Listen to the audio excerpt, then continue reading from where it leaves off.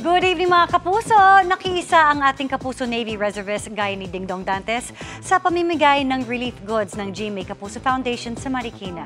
At hindi lang yan, bahagi rin ng nalikom na pera sa recent GMA Gala ay i-divert para makatulong sa mga nasalanta ng bagyo. May report si Lars Santiago.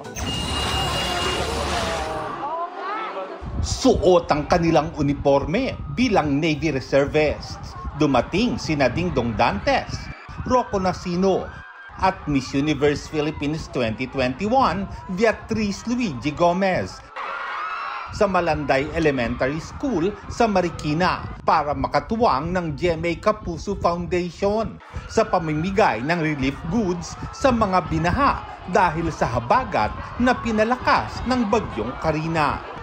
Automatic na raw para kina Dingdong, Rocco at Beatrice ang tumulong sa mga ganitong pagkakataon. Ito yung mga bagay na ginagawa namin as reservists.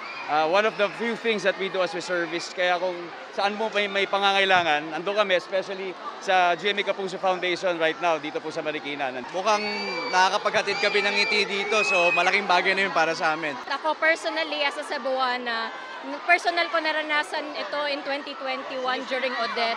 So I know what it feels like. Nagpunta rin si Nadong sa Barangay Tanyong upang maghatid ng tulong. I'm very, very proud of all of them. Kasi alam mo, ang kasabihan ngayon, kindness is the new wealth. And it is very important na gamitin ang celebrity for charity. Kumusta naman kaya ang karanasan ni Dingdong, Rocco at Beatrice sa kasagsagan ng walang tigil na pag-ulan kahapon? Thank God, okay naman. Kaya nakakalungkot lang na may ibang hindi okay. Kaya sana matapos na ito para sa kanila as soon as possible.